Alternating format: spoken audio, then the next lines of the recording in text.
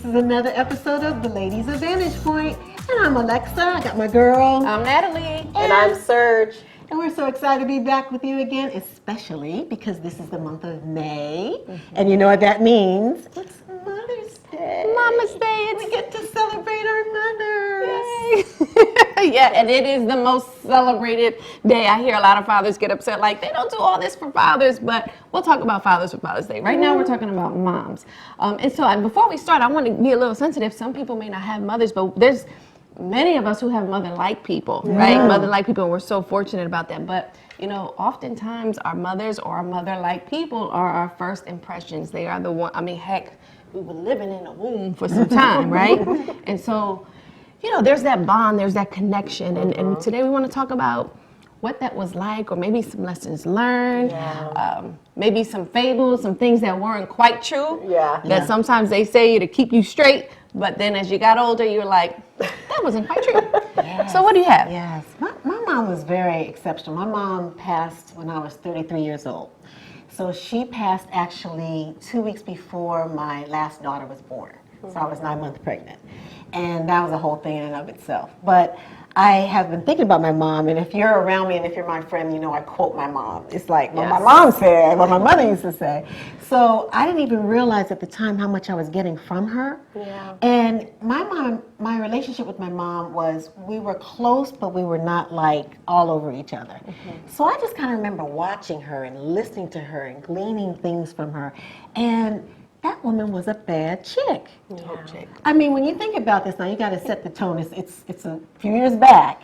And she grew up in a day and time where you took care of your husband, you had his dinner by 6 o'clock, you may or may not work out of the home. I mean, it was very, very rigid. And in the confines that she had, she made life happen. She got 2 master's degrees. And this is before Google. So it's like, this is like typing things out, writing things out, researching the hard way. She got 2 master's degrees. She was nominated for Teacher of the Year. She used to push she was the financial officer at my dad's job. She was our PTA president at school. So she had her tentacles into everything. And the one takeaway, the biggest takeaway I think I have from my mom is that wherever she went, she just made an impact. It's like she would make a huge footprint.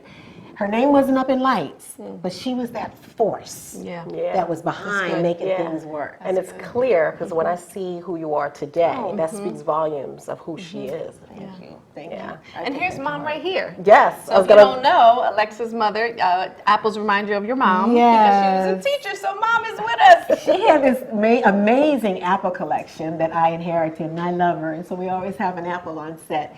And that's one of the things. My mother was the kind of teacher that everywhere we went, anywhere in Washington, D.C., people would run up to her and say, Miss Fry, oh, that's my mom. And then they would look at us, her natural children, like, excuse you. And we're like, excuse you, that's my mom. But you could tell she was loved, and you could tell she was giving out love. You know what I mean? I can relate. I feel like you and I are more like twins than I thought. Because I have a mother who's in education as well, and she's little. She's 4'11" and a half, maybe. And she would interface with these giant high school students, and they would come like, Mrs. Arroyo, and they'd love on her. Or if there was a discipline issue, she would run in, and they're like, hey, it's Miss Arroyo. So there was that love that just kind of permeates. Good. Wow. Well, my mom is a true Haitian woman to the core. Okay. Every day, all day Haitian woman.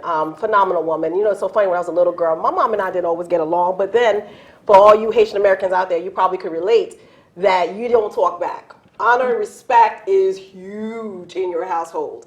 And there was a lot of things I didn't necessarily agree with, but you just simmer down and you just took it. Because I had a lot of questions like, you know, don't have anyone brush your feet because bad luck. Or don't split the pole, or don't eat out of a pot, because sometimes we used to sneak and eat some because the food was so good.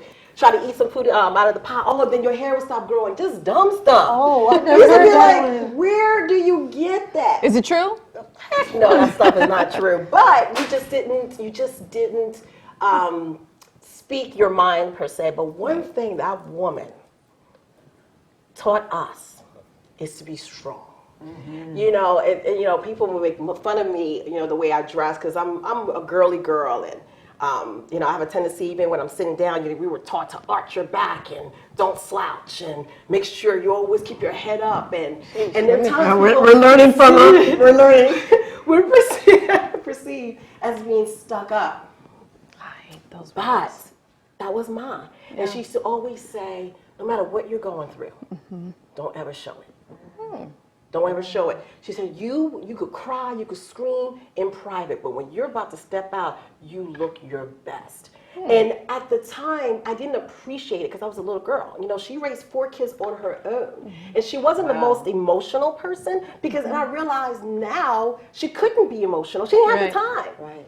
She didn't have the time. But now as a woman, I'm like, I'm a lot like my mom. I was like amazing. Because sometimes we're like, one time my youngest daughter said, how do you do it? How do you juggle it all? I was like, I don't know. And when I thought about it, I said, Mama, it was my mom. That's good. You know? That's She was good. very strong woman. So, you know, the first thing I think about with my mom is, you know, you don't leave the house with dirty panties. Make sure your panties are clean because if you end up in the hospital or in the ambulance, you won't make sure your panties are clean. Well, guess what? I've never been in that situation, but as I get older, that's not a big ask. I can do that. That's easy for me. You know what the old joke is? What? If you get in an accident, your panties aren't going to be clean anyway. That's funny. Go ahead. That's funny. But no, there's so many lessons. You know, my mother, my parents were a little strict. They were a little tough on me. You know, and I used to say it's because I'm a girl and my brothers don't have to do this. But one lesson that I will never, ever, ever forget is there was some, group dynamics or relationships that were shifting in our family or in our, adopted pseudo family, and people are cruel, and sometimes people who share your own DNA can be very, very mean to you, or not. But she said to me, don't beg people to be in their lives. Because what was happening was she was pursuing this relationship, wanting to make sure there was a lot of love.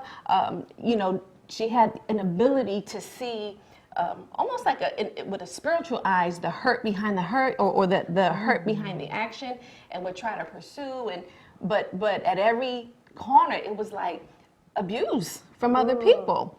And at one, I remember that pivot. It was a pivot where she was like, enough is enough.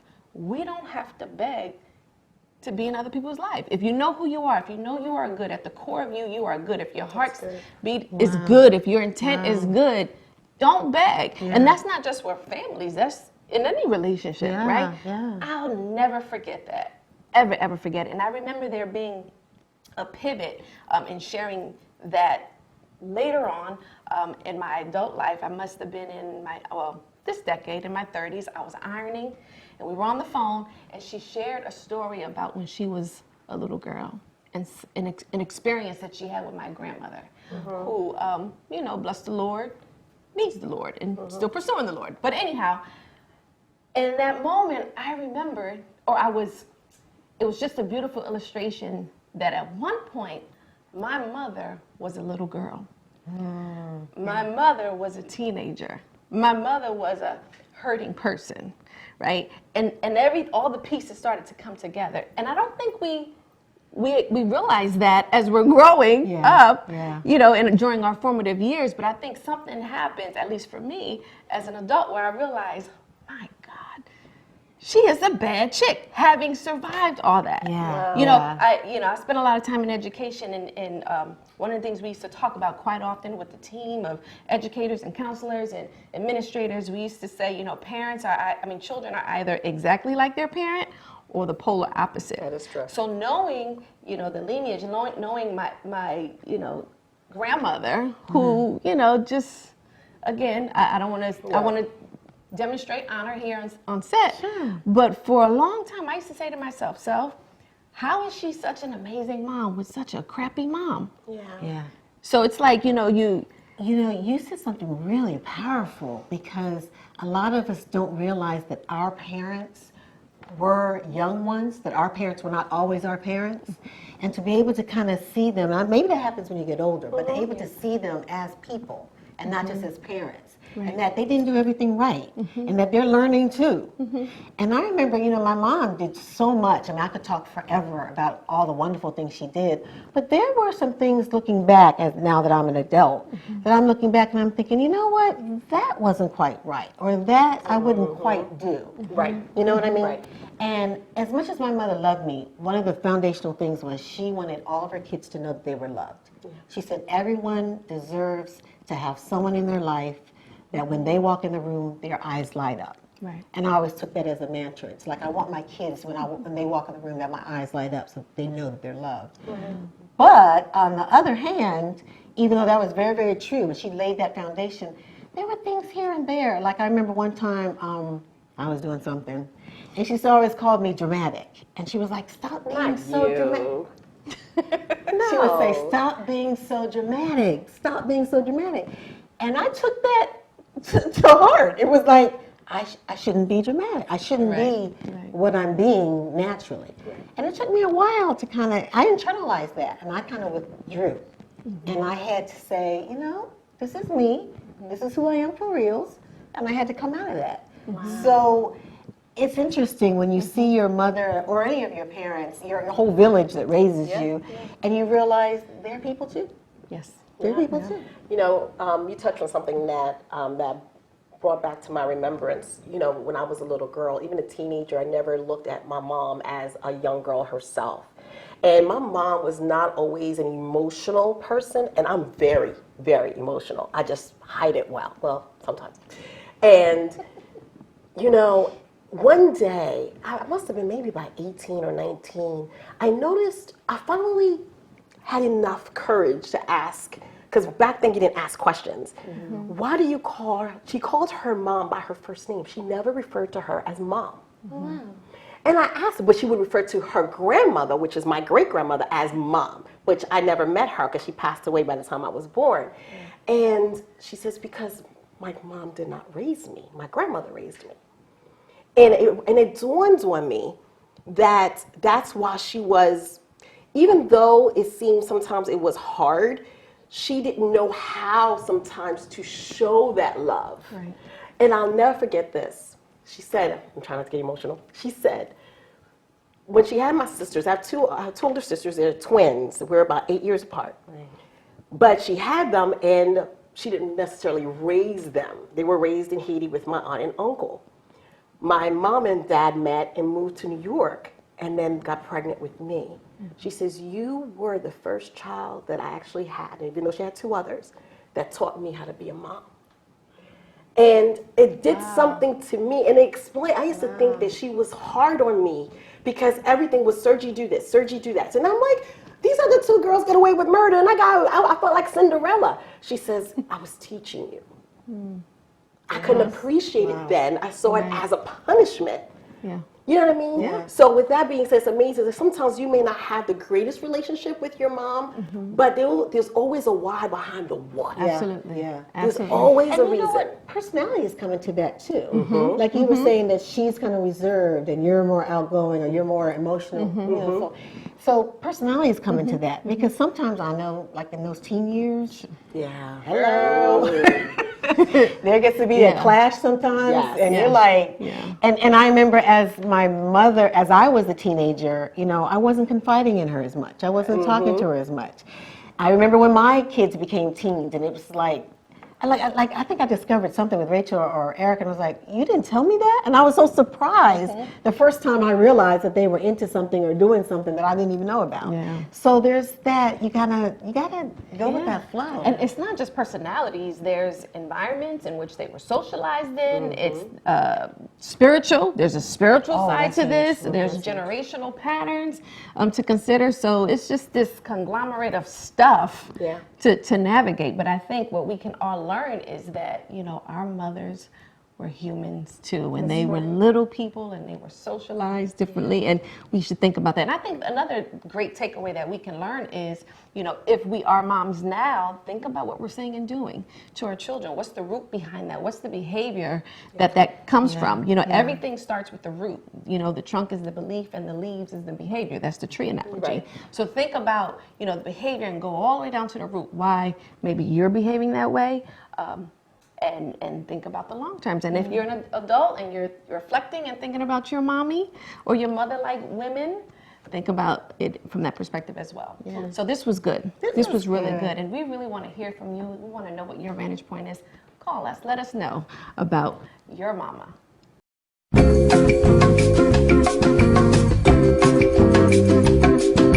Well, we have a question, and this is from Stacy, and it reads, my son is 6 months old, and I am overwhelmed. I'm not sleeping, and I'm frustrated. I feel like I cannot ask for help because as a mother, I should be able to manage this, but I am not. Please help. From Stacy, lacking sleep.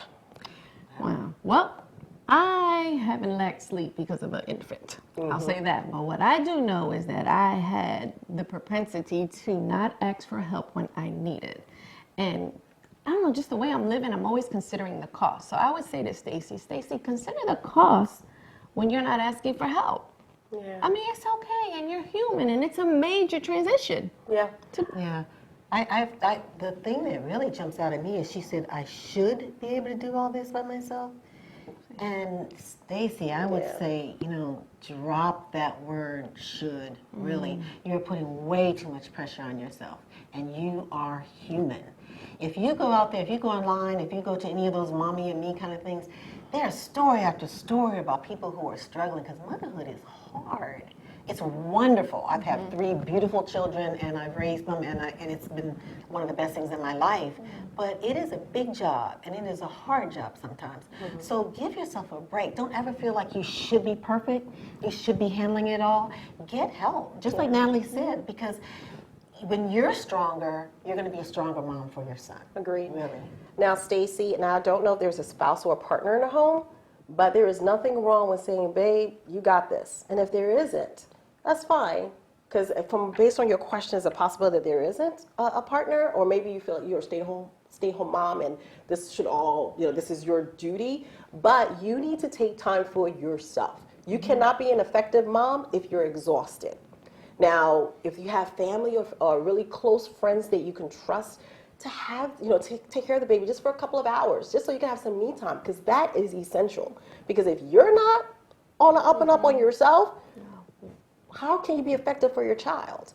So there's nothing wrong with taking some me time. You need it. It's a requirement. Yeah, just like the airlines say, put your mask on first. I heard a mom say this once, and I'm not saying to do this, Stacy. Get that baby some Benadryl. No, don't do that. No. Don't get Benadryl, but don't get a baby Benadryl. But something else I heard was when the baby sleeps, you make sure you sleep. Yes. And so you make sure you get your rest. Or we used to put some nice little cereal in that milk. I'm gonna sleep hardy. It works. Trust me. Yeah. Ask for help. Ask for help.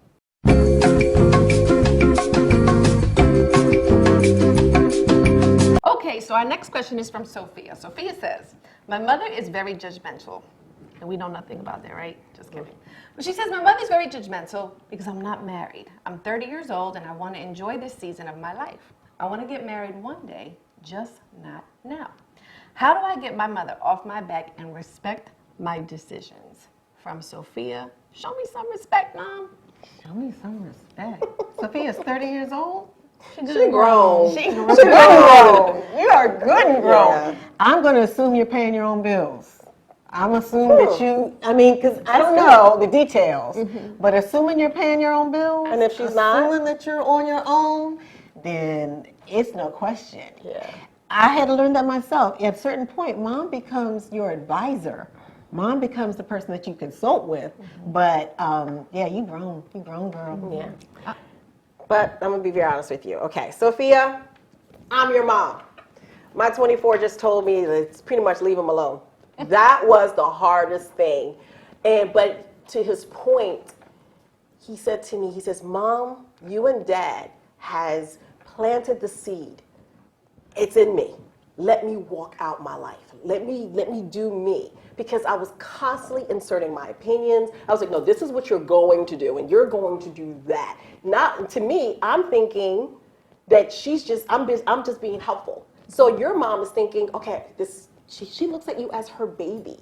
And granted, I agree, you're 30. You should be making your own decisions, but give her grace. Give her grace, though, know. because it's hard to let go of your child.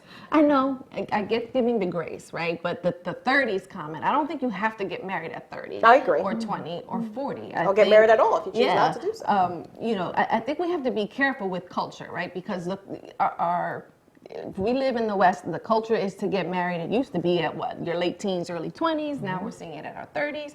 But I think it's our own journey to discover. I mean, it's tough. One of the things that I'm very, very aware of is I remember being in my 30s and saying, like, I gotta seal this deal, right? And the culture, be it whatever you're connected to, it could be your church, it could be your social group, it could be your culture. I know in my culture, because I wasn't married and I didn't have a kid, and like I was the rebel because I went to college, I was a little bit of a rebel to some people. I was bougie, you know how much we love that word.